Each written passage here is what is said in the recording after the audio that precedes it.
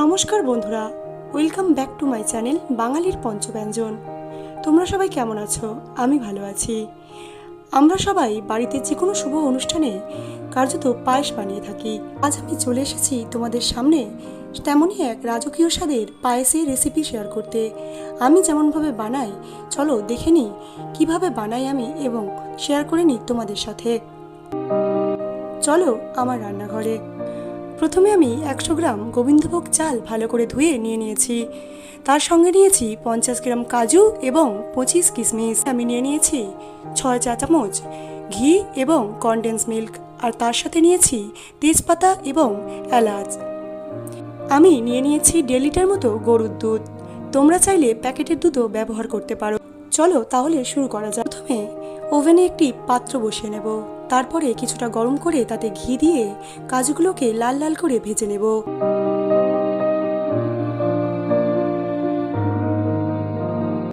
দেখছো বন্ধুরা, কাজুটা প্রায় ভাজা হয়ে এসছে। এবার কাজুগুলোকে তুলে নিয়ে চালকে ভেজে নেব।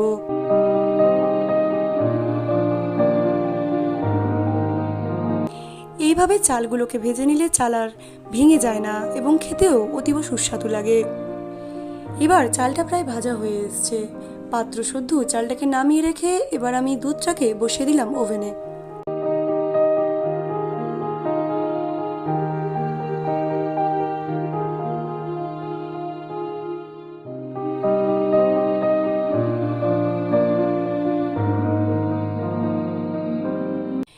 দুধের মধ্যে এবার ছোট এলাচ এবং তেজপাতা দিয়ে দুধটিকে ফুটিয়ে নিচ্ছি।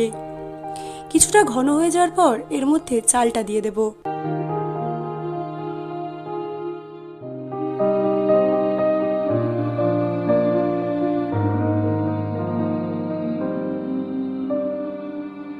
দেখো বন্ধুরা, দুধটি প্রায় ঘন হয়ে এসেছে। এবার এর মধ্যে চালটা দিয়ে দিচ্ছি।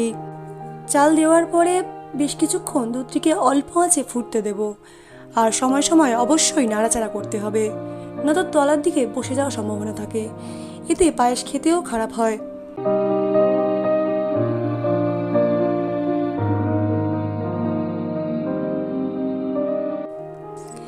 দেখতে পাচ্ছ বন্ধুরা, আমার পায়েসের চাল প্রায় সিদ্ধ হয়ে এসেছে।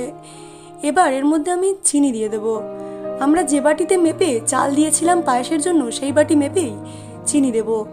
এর ফলে পায়েসের চিনির পরিমাপ ঠিক থাকে। চিনি দেওয়ার পর পায়েসটিকে ফুটিয়ে আমি আর একটু ঘন করে নেব।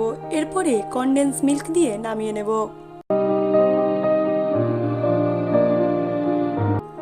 দেখতে পাচ্ছ বন্ধুরা, আমার পায়েস অলমোস্ট ডান। আমি আমার পায়েসটি বেশি ঘন করব না, পাতলাই রাখবো, কারণ আমার বাড়ির বাচ্চারা একটু পাতলা পায়েস খেতেই পছন্দ করে। আপনারা চাইলে একটু গাঢ়ও করে নিতে পারেন। তৈরি আমার রেসিপি রাজকীয় পায়েস। বন্ধুরা, আপনারা এতক্ষণ যে রেসিপিটি দেখলেন, আপনাদের ভালো লেগে থাকলে অবশ্যই একটি লাইক, কমেন্ট ও শেয়ার করতে ভুলবেন না।